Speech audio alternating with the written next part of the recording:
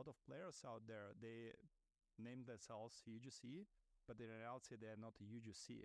They AGC, meaning actor-generated content. Snackable content from brand builders, e-commerce and growth marketing leaders, giving you actionable insights you can apply today. Bite-sized podcast with Danil James.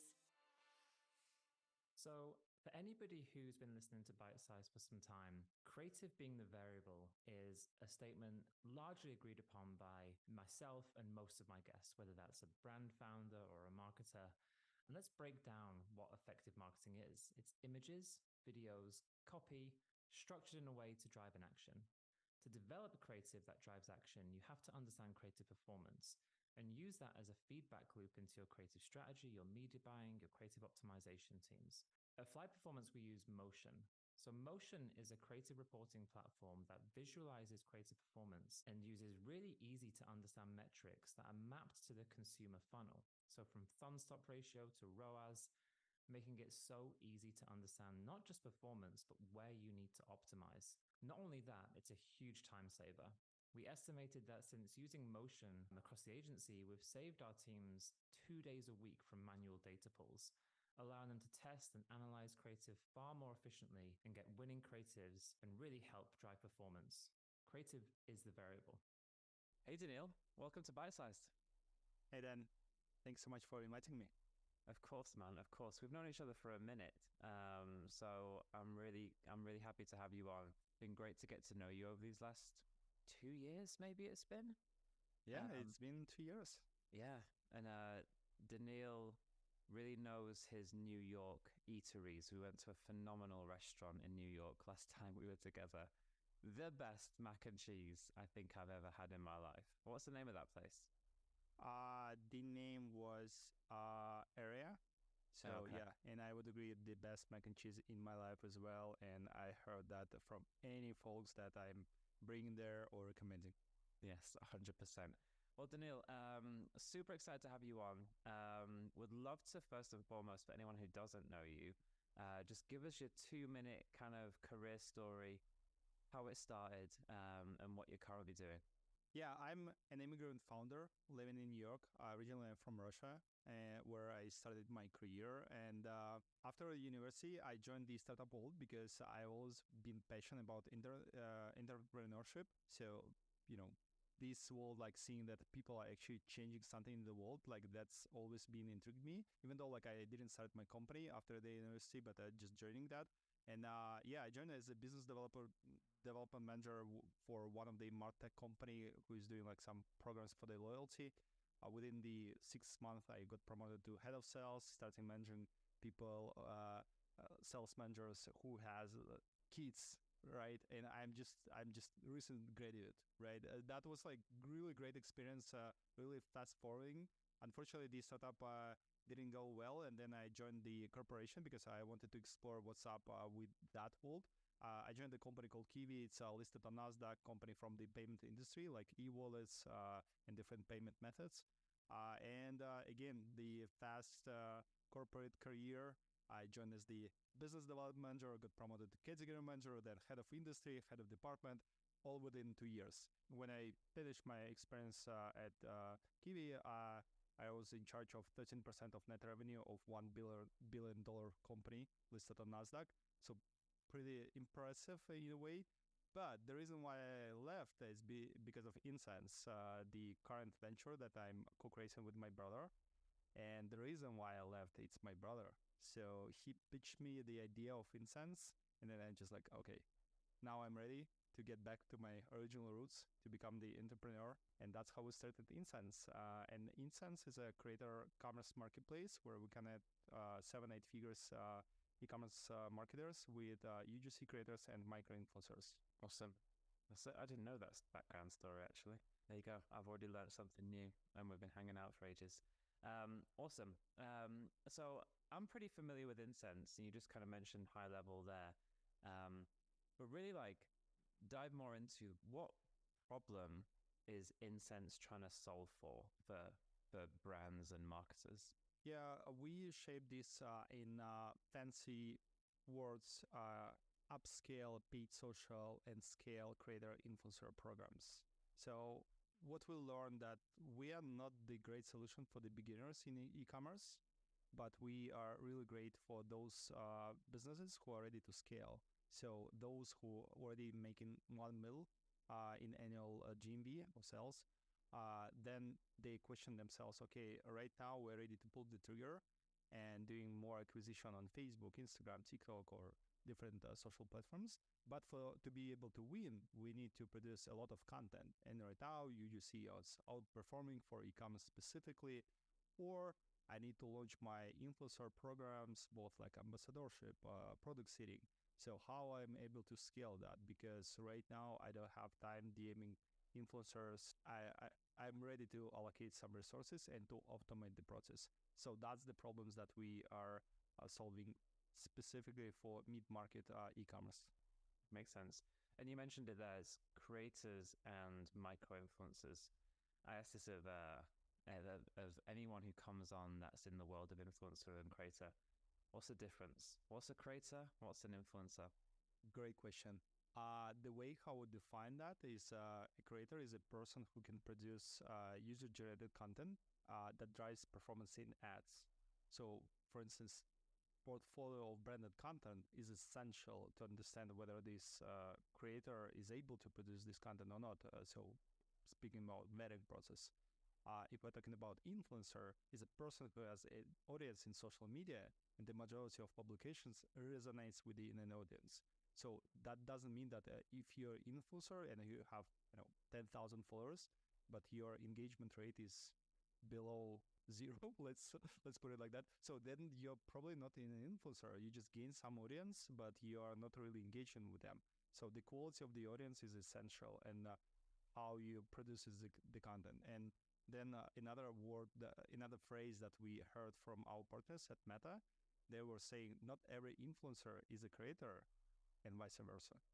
And I think in many ways it's true. So influencer, it doesn't mean that they're able to produce great content for your ads, but they will do the great stuff for reaching out the audience organically and then boosting this content with the influencer allow listing. But creator also doesn't mean that the person who has like any following.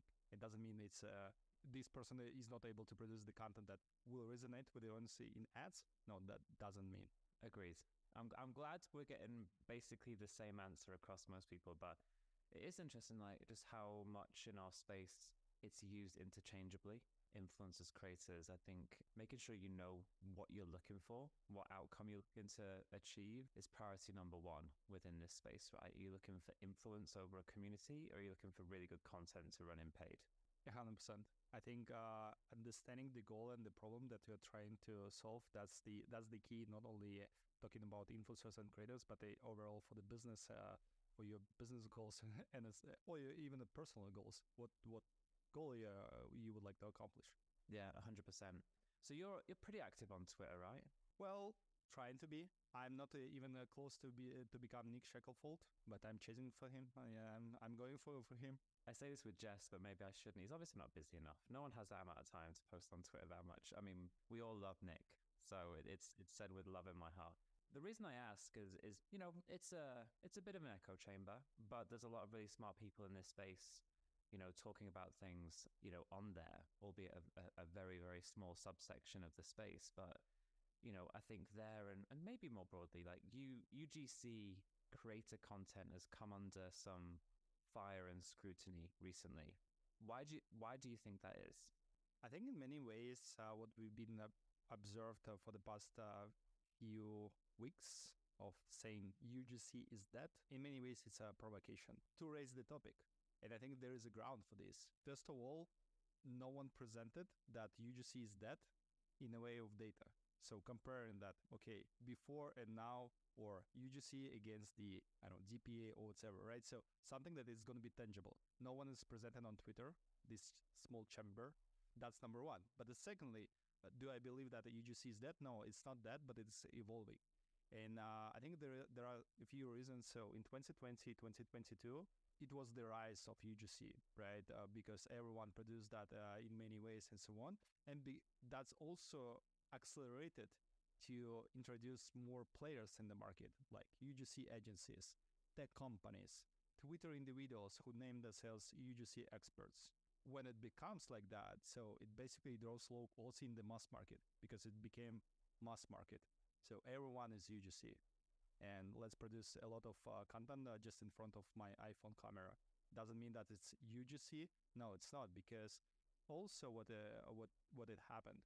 A lot of players out there, they name themselves UGC, but in reality they are not UGC.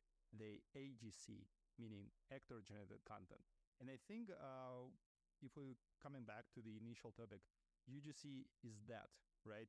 I'm thinking about that it's evolving in a way how to drive performance but keep authenticity. And that's the key, because sometimes UGC doesn't drive any performance because it's not converting. There is no CTA, there is no clear hooks. So how it's able to drive? But at the same time, when it's well scripted, then what is the purpose of this UGC, especially when you are filming some actor who never interacted with the product 15 minutes before he received this product in their hands for the first time in their life. So people don't trust that. So my point of view here is that there is a magic formula. So hooks and CTA should be scripted, but the body should be guided. So guided in a way that creators should speak loud about what they're producing, but at the same time, hooks and CTA, they should be scripted. So that's where a UGC should be evolving, like in our opinion.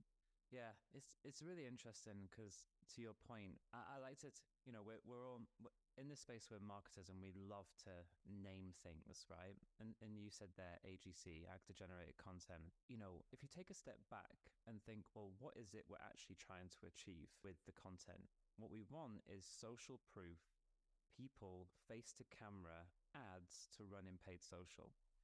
What does that replace? I think it replaces somewhat things like legacy, more productionized video, where you'd have to get a location and an actor and a video crew and do you see what I mean? And all these things. So actually, like, I think half the conversation is just a misinterpretation of what it is you're trying to achieve. And I think the biggest issue is calling it UGC. They're not users unless what you're doing is just sending free product to people and saying produce a video, or you're getting it from actual customers. So, you know, I think like it's a really interesting one of the name has made it almost come under attack, because some people might just treat it as completely user generated, like just give it away, like send us whatever creative you want, then it's not going to perform. But then holding content, like to your point, where it's a creator who really understands how to produce content, they've got a script, there's a CTA attached, that's not UGC. That's an actor producing a video in lieu of what a lot of brands and marketers used to do, which is do that as a more productionized kind of like deliverable. Does that make sense? Yeah, it does. I think that's the whole point. So if it's all scripted, then it's not UGC. If it's okay, there's a freedom and a flexibility just to share your world, then it's the content quality not truly for the ad performance, right? It's okay for influencer marketing, but it's not okay for ad performance. So I think the truth is somewhere in the middle. So something should be scripted, something is not. But the point is that UGC, as you mentioned, user-generated content, meaning that they need to try your product. They need to share the experience with the product. And what we've been observed on our platform, some of the creators, they tried to use the products like skincare, and then it doesn't resonate well with their skin. And they are saying like, hey, it doesn't resonate with my skin, so I want to cancel the deal. Not to get paid, but like saying like, cancel the deal, sorry. And you know what? Brands actually appreciate that. They're saying, okay, wow, we didn't know that. Like, can we reach out to learn more about this stuff? But yeah, for sure, like, please do not, no strings attached, all of the stuff. And I think in that case, it's really creates these dynamics where you can interact with these creators as your consumers or potential consumers, but not where you're just saying, hey, here's the words, just say like word to word, and then they're becoming machines. It's not even actors, but like machines who's just reproducing the scripts. Does not make sense. maybe that's the future. AI creators. Don't you? That's maybe we'll save that one for another podcast, Danil. Because I've been having a lot of AI conversations recently. So like coming off that point then, and I'm sure there'll still be conversations around UGC, AGC, everything else. But if we think more just about what you guys are trying to deliver, right? You're trying to deliver content from creators that's going to perform in paid. What are the key things that determine whether the creator content is going to perform? What do you hear from brands? What do you hear from the creators? How do you think about that? Yeah, it's an interesting topic because we were talking about these UGC agencies or creative agencies who are focusing on UGC, and some of them, they're really scientists in that. So they really nail down the reasons, what is the models of the creative that is going to be performing well, though the majority of them, they use actors, which is kind of like, yes, they're great in the understanding of what should be included in the creative, and I'm learning from them a ton. But at the same time, they kind of working with the actors, which is not bad, but like then there isn't the topic of UGC Dead. But in our opinion, what I learned from our customers, from other folks in the space, that first of all, there is a clear hook with a one problem, never messed up with two problems for one creative. So clear one problem, one hook. Then should be clear CTA. What is that? What's up? Like, is it discount right now? Is it what's up? Be clear with that from the beginning and in the end.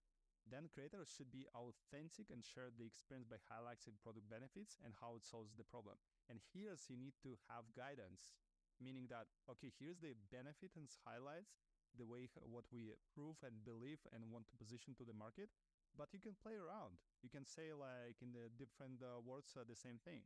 So that's the body, and definitely the basement, the quality of video and audio makes sense, right? Then be platform specific. So if you are creating some content for TikTok, make sure this person is able to create the content for TikTok, because he probably is not going to be working on different platforms, right? So that's why be platform specific. So there are different minor things, not about like selecting the creator, but also about the overlap. So like music, using music inside of the video, like all of this stuff. So just think about that. Yeah, some really good points, especially I think when it comes to that creative being super native to the platform that you're looking to execute it across. I mean, I think we do it, probably a lot of people do it. You can use your TikToks on your Instagram, you can use and vice versa, but I still think there's a slightly different style that resonates from what I've seen across like our portfolio of brands. So I think that's really key, is finding creators who also understand the platforms, because a lot of these creators, I think when you find the really good ones, they want to be the best creator they can be. So they're also studying, and I think that's the other thing people maybe don't think about as much. It's like, well, we have to tell them everything. Like, we take the approach with creators and influencers of providing a script and options based on how we kind of see creator performing across our spend. But these guys are also studying the platform, right? So you also want to rely on their understanding of what performs. And also if they're doing multiple different kind of brand collabs or, as a creator, they're learning what works for them. Because, I might be really good at one type of video, but really bad at another. So I think like native, finding creators who fit creating the type of content that works for your brand or you think is going to work for your brand, and being very specific. Where we see it not working is not being specific with what you want the outcome to be and being native to the platform. Another thing as well, when it comes to like vetting creators. So obviously for you guys as a platform, it's a marketplace, right? So you're kind of curating and vetting these influencers and creators. I know how much effort that is to do. How do you guys do it at such levels of scale? So there are a few programs that we cannot share because it's a secret sauce. Danil. Come on. There are. It's just us talking. It's just us. Right. But the basement is simple, right? A creator location, because right now we're serving several markets, like the US market, the UK, Canada, Australia, Germany. We cannot serve anyone in Asia or Africa because we are not operating. We don't have brands or brands who are interested in to promote any content there. So and to be able to ship the products.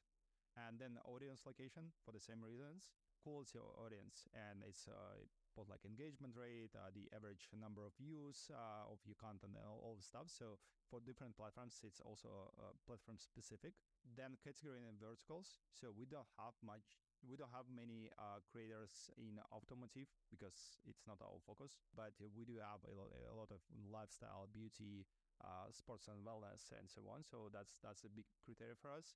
And for UGC creators specifically, it's branded content portfolio. So they need to upload a few pieces of the content that we can vet either you're good to go and ready to apply for the campaigns or not.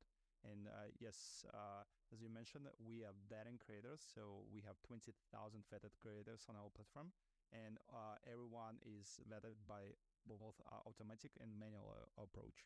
That's a lot of vetting, yeah.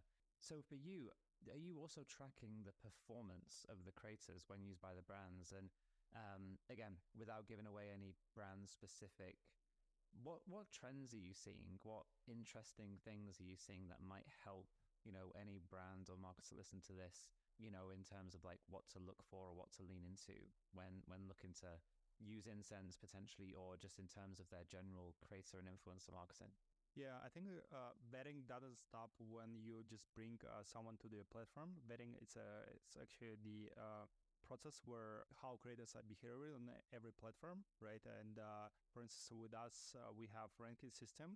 So every time once creator accomplish the deal, you can give some stars about the deal and writing the reviews. And I think that's really important because in that case, you have the understanding whether these creators is great or not. Also, we have pages like Rising Talent or Top Star or High Responsive, all of this stuff. So in that case, you can navigate and understand who is the creators that you would like to find. So for instance, if it's urgent campaign, so you need to put High Responsive only, those creators that you can rely on based on our data.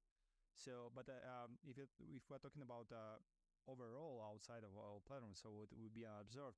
So a lot of e-commerce brands right now stepping into the, first of all, building their own relations with influencers and creators on the long term. So there is a retention or subscription to the creators with a certain level of delivery. So right now, this I wouldn't call that is ambassadorship program, because ambassadorship program is where you can basically put your face and saying that I'm an ambassador of this brand, right? Sometimes it's not about, and you cannot have hundreds of ambassadors probably, but it's more about long-term relations building with the creators.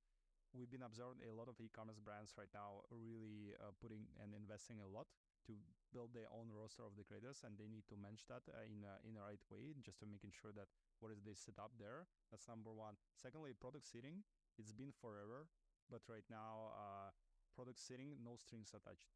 So that's the approach that finally the majority of brands, and especially top brands like OV, they're pushing this forward, meaning that they're sending hundreds of samples to hundreds of creators and saying that, hey guys, if you like our product, give us a shot. If you don't, no strings attached.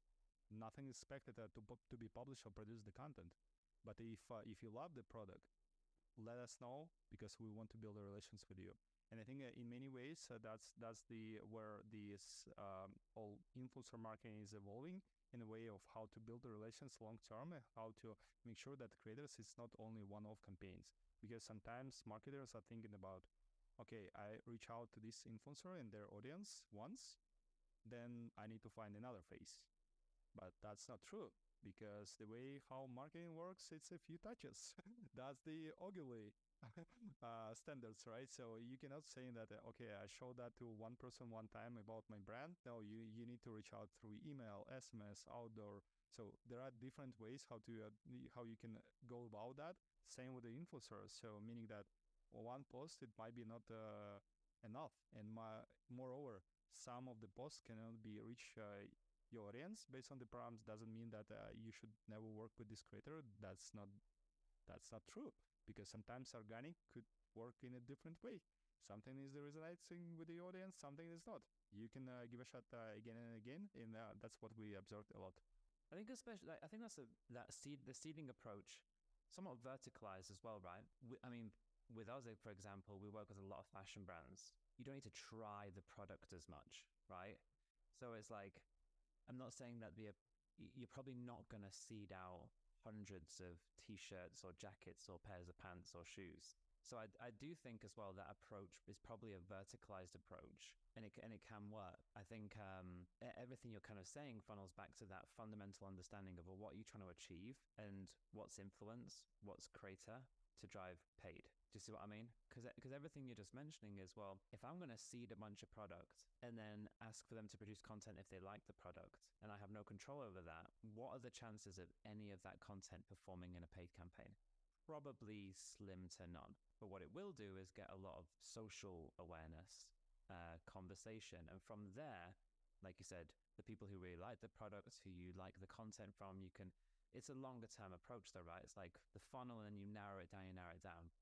It's somewhat hedging your bets that you're going to get enough quality stuff. And for something like Ovi, who we're both investors in, it's not the only approach they're using to influencer marketing, but it's an outcome. They're using influencers in another way to drive a slightly different outcome because they want it specifically for paid.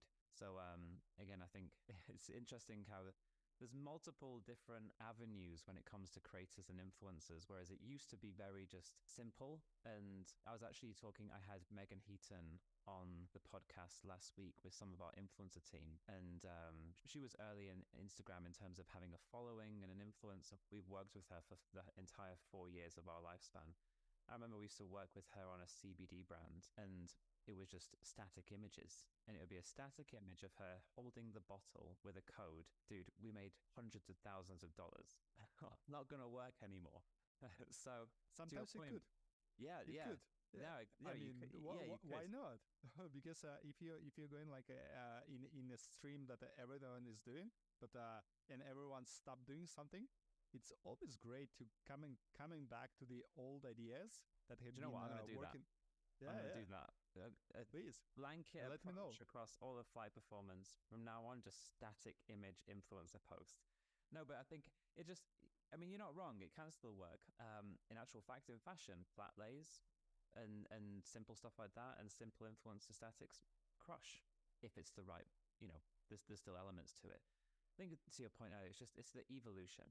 One thing I will say though around all of this creator influencer, keen for your perspective, is one of the biggest shifts that I've noticed in the market, or like in marketing, especially on social platforms, is the consumers, the people on these platforms are just so much more savvy around whether they're being marketed to or not. Gone are the days where marketing felt like some kind of secret science. If you ask the average person on Instagram, are you aware of iOS 14?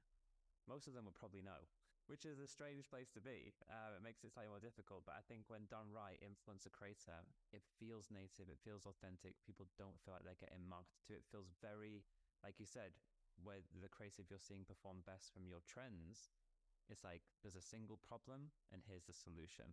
People want that. It's beneficial to them versus it feeling like, a really hard kind of ad. Yeah, I would agree here. So it's definitely the evolution that is happening in the space for the creator economy in general. And it's not anymore as simple as it is. Just to post that and just to get some likes, right? It's not anymore about that. And we experience that a lot because we need to automate these processes what we can. And right now, the number of use cases, man, it's just crazy. Our product managers, they sometimes have a problem, right? Shall we introduce Amazon as a separate platform inside of our brief, or Amazon influencer storefronts? It should be a filter. So right now, we just released this feature a couple of weeks ago. So right now, we introduced that as a filter. So in that case, you can find those influencers on TikTok or Instagram who has Amazon influencer storefront. Though there is a discussion that maybe at certain point we need to introduce Amazon as a separate platform that you can find influencers to influence on Amazon specifically, right? So, and right now the level of complexity, it's only increasing, which is good and bad because that's where we're getting, what that shows that it's evolving and it's growing. Yeah, and I think you will have to probably do that because back to our other point, why are you going to want people who are predominantly Amazon? Because they will be learning about what works on Amazon quicker than people who aren't, or just like on there, but it's their secondary channel. So yeah, that's really interesting. And I'm sure from a tech perspective, I'm sure that provides quite significant challenges. A lot of challenges. And like our product managers, I think that's one of the reasons that you're able to bring really smart people from the product and engineering side because there are so many difficulties that you can solve, and it's possible. I'm not saying that sometimes there are some difficulties that it's really hard to resolve if you're a startup company, right? If you're not Google with all of these powers. But it does possible, but you need to put a lot of thinking process there and a lot of customer feedback data, all of stuff. So people are enjoying that, though it's raising a lot of hard decisions and hard questions. Yeah, 100%. Danil, we kind of touched upon some of this, but the creator economy overall has grown so much, right? In terms of, you see so many brands leaning into creator content, influencer content. You've got, a wave of new brands being started by people of influence who are also creators. Why do you think it's grown so much over the last few years? And what do you think the future is in terms of the overall kind of creator economy? Great question. And I can chat about that for hours. We have limitations, so I have like a couple of minutes. Bite size, dude. Bite size. Bite size, exactly. But why? Simple answer: TikTok and Gen Z. I think they changed everything. The way how people starting behaviors and spending time in social media, that has changed everything. And moreover, kick asses of legacy platforms out there, just to making sure that they're also evolving and they starting thinking about, okay, how to engage, how to entertain with users, but not only providing the content and social media and just doing connections, right? It's not anymore about that. So that's why all major platforms, they have shorts, reels, spotlight, right? Which is, to be honest, copy-paste of TikTok. So I think TikTok in many ways, they boosted that in many ways. That's number one. But also what I believe that the creator economy is the only beginning, because also COVID accelerated that in many ways. Many people, they quit their jobs, full-time jobs, or they're about to do that because they realize that, okay, I'm a creative person. I don't want to work a 9 to 5. What I want to do is doing what I love, either creating music, and you can be a music creator, and moreover, you can be really successful on TikTok and moreover, well paid for that. Or you can create a UGC or influencer publication. So there are so many opportunities right now just on the distance of your iPhone, meaning that here's the iPhone, now I'm creator, right? You don't need to have production studio. You don't need to have videographer. You can create in that right away within the minutes. And I think one of the most fascinating things that I've heard a couple of months ago on Twitter, Harley Finkelstein, president of Shopify. So he was basically tweeted the following: the biggest thing happening on the internet now is the intersection of creators and commerce. Creators are changing the way people build brands. And I think there are different ways how you can take a look on that. So you can use creators for ads, but also there are a lot of things, as you mentioned. So instead of you building a brand with some naming and starting gaining the audience, what you can do right now, creators, they already influencers, they already have some audience. How about building brand and plugging into this audience with the values, with some ideas and so on? So there are a lot of opportunities here, not only for the ads and marketing, but in a way of building the brands from the scratch. And if people like Harley is saying that, I do believe that it's happening. I agree. I think that's definitely the future. I think it's already happening, and Harley knows his stuff as well, so I wouldn't disagree.